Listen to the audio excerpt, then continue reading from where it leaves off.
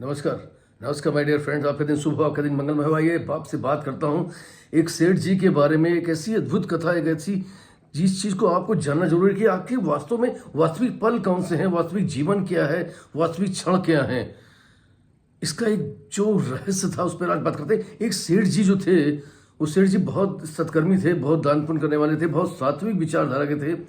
एक दिन उनके यहाँ एक संत आया और संत आते ही उन्होंने जो है बैठे, उनकी पत्नी ने उनको बैठाना, आसन दिया और उनसे भोजन के लिए पूछा, आग्रह किया। भोजन सेठ जी कर संत महाराज जी कर रहे थे।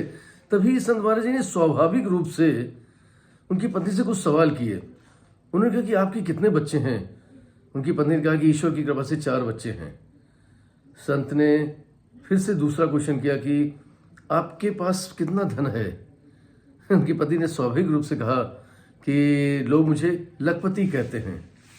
ऐसी चर्चा चली थी, तब तक सेठ जी भी आ गए। सेठ जी जब तक आए तब तक संत जी जो है वो भोजन कर चुके थे और भोजन करके उठ के जब जाने लगे तो सेठ ने सोचा कि चलो हम भी महाराज जी को कुछ दूर तक विदा करके आते हैं। तो रास्ते में सेठ जी जा रहे थे महाराज जी के साथ। उन्होंने संत ने फिर वही सवाल जो उनकी पत्नी से किया था, वही सवाल जो है सेठ जी से भी किया कि सेठ जी तुम्हारे कितने बच्चे हैं। सेठ जी ने कहा मेरा 1 पुत्र है। संत असमंजस में पड़ गए। उन्होंने कहा इसका मतलब सेठ जी कुछ गलत बोल रहे हैं। तो उन्होंने दूसरा क्वेश्चन जो उनकी पत्नी से किया था वो उन्होंने कहा कि अच्छा ये तो तुम्हारे पास धन कितना है। तो सेठ ने कहा मेरे पास वास्तविक धन मात्र 25,000 रुपये है। तो उन्होंने कहा कि इसकी पत्नी तो बोल रही थी कि ये जो है मुझे लोग लखपति कहते हैं और ये बता रहे केवल 25,000 रुपये। फिर से दोबारा डाउट में आया तो उन्होंने कहा अच्छा ये बताओ सेठ जी तुम्हारी उम्र क्या है। सेठ जी ने कहा कि भगवान मेरी उम्र मात्र 40 वर्ष है। फिर से जो है संत को बड़ा असमंजस हुआ। असमंजस पढ़ते हुए सेठ जी पूछा कि क्या बात है महाराज, आप इतने असमंजस में क्यों हैं। उन्होंने कहा कि तुम्हारी पत्नी से मैंने सवाल किए थे और वो उन्होंने जो जवाब दिए थे वो तुम्हारे उनके जवाब में भिन्नता है।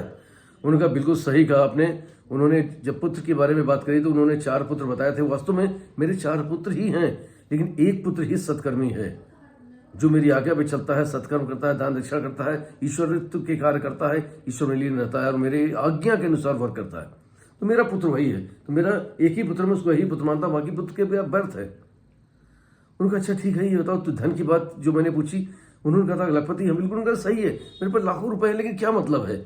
जो धन मेरा सार्थक है वो धन मात्र 25,000 है। और वो 25,000 इसलिए क्योंकि मैंने अभी तक जो है जो सार्थकता में खर्चा किया है, जो सत्कर्मों में खर्चा किया है, वो धन मात्र 25,000 ही है। वही मेरा धन उपयोगी में आया है, वही मेरा धन सार्थक हुआ। बाकी धन मिथ्या है, कुछ मतलब ही नहीं है। लाखों करोड़ रुपए का क्या क्या मूल्य।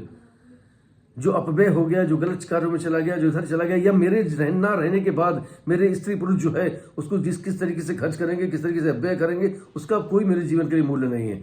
मेरे जीवन के लिए उस धन का मूल्य है जो वास्तविक रूप से हमने सत्कर्मों में लगाया है, दान दक्षिणा में लगाया है, ईश्वर के कार्य में लगाया है, लोगों की मदद करने में लगाया है, बीमार लोगों को के इलाज के लिए लगाया है, मंदिरों के निर्माण के लिए लगाया है, धर्मशालाओं के निर्माण के लिए लगाया है और किसी भूखे को भोजन करने के लिए लगाया है।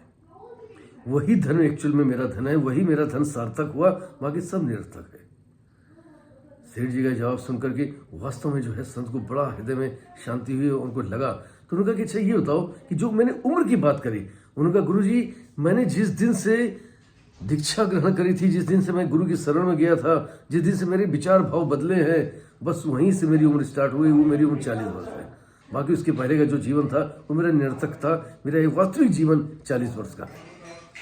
और वास्तव में मित्रों हमारे पास जो हमारा जीवन है ना, उसका एक एक क्षण केवल हमारे लिए वही क्षण उपयोगी है, वही क्षण महत्वपूर्ण है और वही क्षण हमारा सार्थक है जिस क्षण में हमने इस जीवन में किसी के लिए कुछ किया है, जिस क्षण में हमने ईश्वर के बताए हुए कार्य किए हैं, जिसलिए ईश्वर ने मुझे इस पृथ्वी पर भेजा है, जिस क्षण में मैंने सत्कर्म किए हैं, जिस क्षण में मैंने दान दक्षिणा करी है, वास्तव में वो क्षण ही मेरे लिए महत्वपूर्ण थे और वही मेरे क्षण हैं, वही मेरे काम आने वाले हैं और वही लिखे जाने वाले हैं।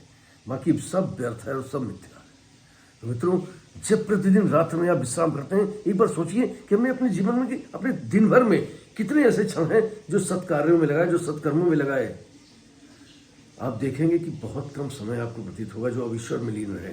बाकी तो आप इधर उधर की दुनिया की पंचायत, दुनिया की बात, अमीर साथ घमंड, अहम में लीन रहे, व्यापार में लीन रहे, सब में लीन रहे। तो मित्रों, जब आप विचार करेंगे तो धीरे धीरे जो है आपके ये सत्कर्म के क्षण जो हैं ये बढ़ते जाएंगे, ये पुण्य बढ़ता जाएगा और वास्तव में आपका संपूर्ण जीवन ही जो है सार्थक हो जाएगा। Wish you all the best. Thank you very much everybody. I love you all. फिर मिलूंगा किसी प्यारी कहानी था आपका दोस्त ये संजन तत्व के लिए। नमस्कार।